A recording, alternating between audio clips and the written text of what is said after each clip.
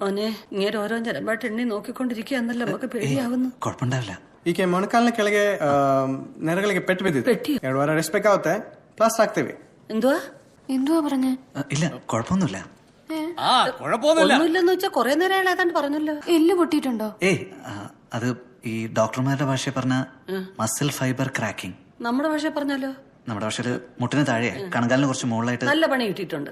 അല്ലെ ഡോക്ടറുടെ ഭാഷ കേട്ടപ്പോഴേ ക്രാക്ക് എന്ന് പറഞ്ഞല്ലോ. ഞാൻ വിചാരിച്ചു കൊച്ചു താഴെ വീട് തലയിടിച്ച് വട്ടായി പോയെന്ന്. അല്ല മക്കൾക്ക് നേരത്തെ കുറച്ചുണ്ടല്ലോ ചുമ്മാ. അല്ല അമ്മ അങ്ങനെ വിചാരിച്ചു പോയത്. അങ്ങനെ വലിയ പ്രശ്നമൊന്നുമില്ല. കുറച്ച് റെസ്റ്റ് എടുക്കണം. പിന്നെ ഈ യാത്ര ചെയ്യാനും നടക്കാനൊന്നും പറ്റില്ല. ഓ അത്രേ ഉള്ളോ?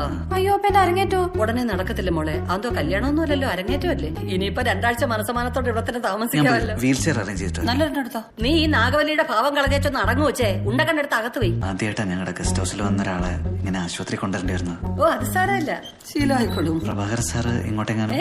ഇല്ല അങ്ങേരുടെ കാലടിഞ്ഞ് കിടക്കുക. ഓ അതോ അതിലേന്ന് വീണതാ, പട്ടി ഓടിച്ചു കയറ്റിയതാ. അയ്യോ എന്തോന്നയ്യോ, ചുമ്മാ കിടക്കുന്ന പട്ടിയെ കല്ലെറിഞ്ഞത് വെറുതെ വിടുവോ? ഏതായാലും കടിക്കാനുള്ള സന്മനസ് ആ പട്ടിയെ കാണിച്ചില്ലെന്നുള്ള ആവശ്യം. ചേച്ചി എന്തുവാടാ?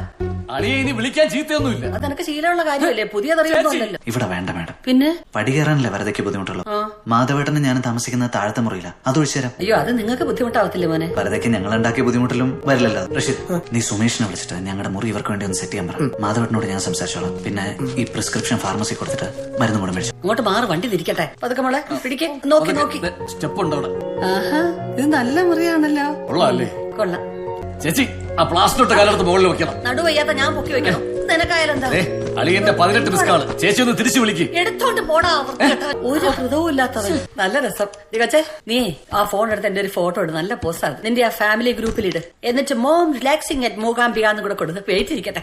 എല്ലാരും കാണട്ടെടി, കണ്ട് അസൂയപ്പെടട്ടെ. ഇവിടെ തന്തയുടെ തുറിച്ചു നോട്ടം കുശുമ്പോ അതുപോലെ തന്നെ. ഗ്രൂപ്പിലില്ലാത്തവരെ ഞാൻ തന്നെ ഫോൺ ചെയ്ത് സംസാരിച്ചോളാം. അതിന് നിന്റെ സഹായം വേണ്ടല്ലോ എനിക്ക്. സൗദേ ഞാനാ. എങ്ങനെയുണ്ടടി? ഞാനിവിടെ മൂകാംബിയിൽ ഒരു വലിയ റിസോർട്ടിലാ. ഒരു പേരെന്തുവാടി? ഹെറിറ്റേജ് ലക്ഷറി റിസോർട്ടോ കേട്ടോ. കാശ് കൂടുതലാന്ന് വെച്ചാൽ ശീലിച്ചൊക്കെ മാറ്റാൻ പറ്റുമോ? അരങ്ങേറ്റമൊന്നും നടന്നില്ല. പടിക്കട്ടിന്ന് വീണ് പെണ്ണ് കാലടിച്ചു വെച്ചിരിക്കുക. അതങ്ങനെ മാനത്തോട്ട് നോക്കിയില്ലയോ നടപ്പ്? കലാകാരി. പിന്നെ റിസോർട്ടിന്റെ MD വന്നിരിക്കുന്നു കേട്ടോ. ഞാൻ ഭയങ്കര ബിസി പേഴ്സണാ. ഞാൻ അങ്ങോട്ട് വിളിക്കാവേ. വേണേ പറഞ്ഞാൽ മതി കേട്ടോ ചേച്ചി. ഓ അല്ല പോരെ, ഇവിടെ നമ്മുടെ മലയാള മാസികളൊക്കെ കിട്ടും. ഓന്നോ? എന്നാലേ ഏതെങ്കിലും ഒരെണ്ണം, അല്ല ഈ മാസത്തെ എല്ലാം ഒരെണ്ണം വാങ്ങിച്ചോ. നിനക്കല്ലേ വേണ പെണ്ണെ? ജാനകി സുബ്രഹ്മണ്യത്തിന്റെ ലേറ്റസ്റ്റ് ഡാൻസ് പ്രോഗ്രാമിന്റെ DVD കിട്ടും. ജാനകി സുബ്രഹ്മണ്യം? അതെ, ജാനകി സുബ്രഹ്മണ്യത്തിന്റെ കൃഷ്ണലീലയല്ലേ? എന്റെ ഉണ്ട്, ഞാൻ തരാം. മോനെ അതെ വരുമ്പോ 2 പാക്കറ്റ് ലേസൂട്ടം മേടിച്ചോണേ. പച്ച മതിയേ, പച്ച.